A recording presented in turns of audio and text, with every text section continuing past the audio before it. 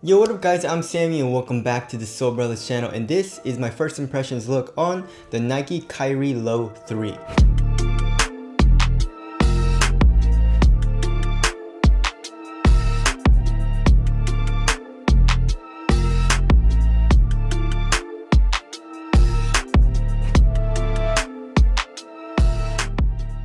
So this shoe is going for 110 bucks, basically the same price as the 2, and I believe the 1 was the same price as well. 110 bucks is pretty much budget pricing, so if you guys do want to cop, I'll leave a link in the description box. This colorway specifically is called the Kyrie Low 3 Eclipse. There are contrasting elements in this shoe, so the outsole glows in dark, which is really cool. From my experience, the actual rubber compound that they use for the outsole usually isn't good. Like my Kyrie 3 ID, for example, that one wasn't very good. I have the Nike Foamposite Pros, those are glow in the dark outsoles, and I have a LeBron 11 which also has a glow in the dark outsole, and they really didn't perform very well, but of course we'll have to see on that. And there are also some pretty cool details on the shoe, and if you guys didn't notice, they recycled the freaking outsole and midsole from the Kyrie Low 2. Yay, woo, that's awesome. I mean, okay, so the Kyrie Low is not Kyrie's signature shoe. This is Kyrie's signature shoe. This is the Kyrie 6, right?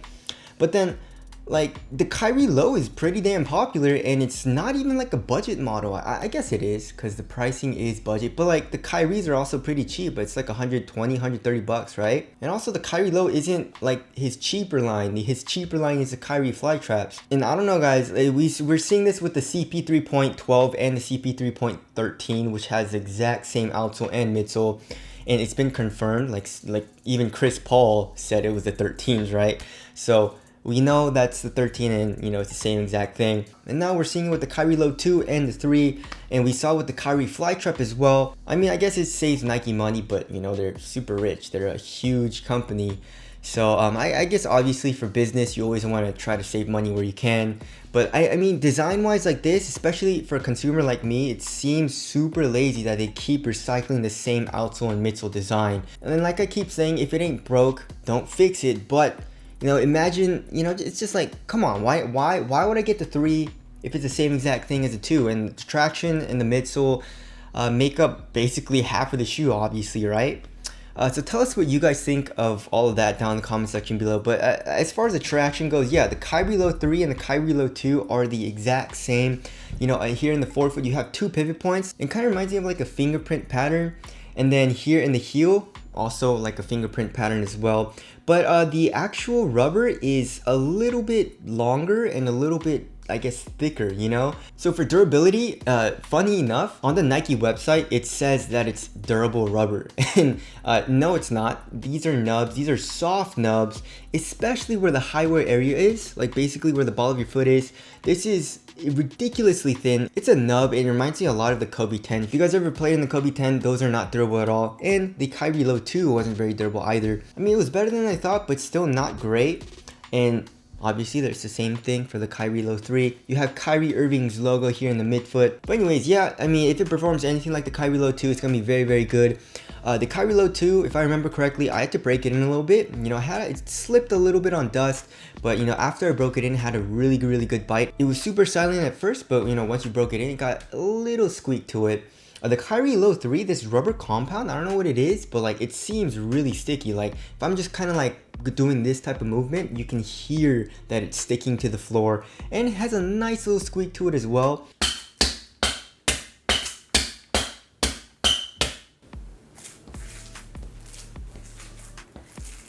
So hopefully this bone colorway isn't bad, but like I said, if it's anything like the 2, it's gonna be awesome. And also you have this outsole curvature, like in every single Kyrie shoe that I love. So you can kind of go like onto the medial side where the ball of your foot is, and get more grip here, and also do this type of movement easier if you're doing like crossovers and stuff. So I'm pretty sure like a lot of people like this. It's not something that anyone dislikes. I've never heard anyone dislike this. So there's that. As far as the heel to toe transition goes, it's very smooth. As far as the shape goes, like if you look at the heel, look at how much it protrudes out. That thing is insane. It curves up like crazy here in the heel, as well as in the forefoot. I mean, the forefoot, you have this nice rocking motion. I love it, and Nike just kills it in their shoes. Their heel to toe transition is super smooth, and also there is a little bit of flex here in the forefoot as well. All right, moving on to the cushioning setup. Yeah, it's the exact same as the Kyrie Low 2. if you guys couldn't tell.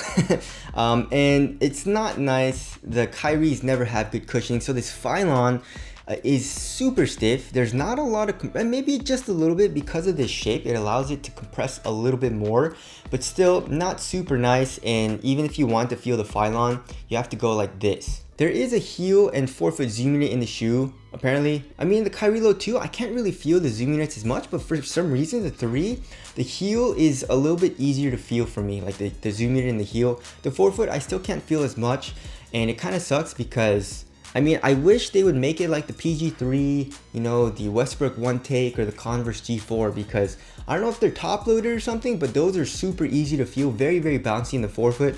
But for some reason, in the Kyrie Low 2 and the Kyrie Low 3, I can't really feel the forefoot zoom unit as much. And I'm not really sure how big it is, but it's probably like maybe the same size as the PG2 and the PG3, or maybe like the smaller rectangle one. So yeah, the cushioning is not very nice. Moving on to the materials I think are an upgrade, right? So the Kyrie Low 2 had this textile like kind of knit material. It's kind of flimsy and a little stiff for like a knit material, you know? And you know, once you break it in, it definitely does get softer, and like on foot it's not bad. It's soft, it's supportive, it's also pretty damn thin.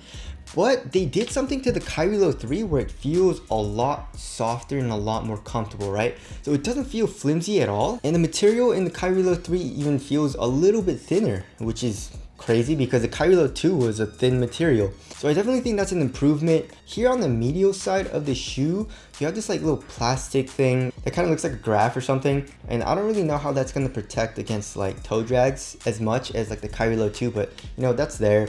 And then for the first two eyelets, there are some triangles, and I'm guessing those are like eyeballs. And then here in the midfoot, you have a midfoot strap, just like in the Kyrie 6. It's very, very similar as far as the design goes. I like the Kyrie Low 3 strap a little bit better though, as far as like looks and design goes. So on the medial side, it looks really, really cool. Like you can see these triangles underneath this eyeball pattern. It looks like it's two different things, but it's just one strap. And then here, like in the middle of the strap, you have the triangle and the eyeball. So there's that. And you guys already know how I feel about the Kyrie 6 strap, and this shoe is no different. So I mean, it doesn't really do too much as far as tightening on your midfoot.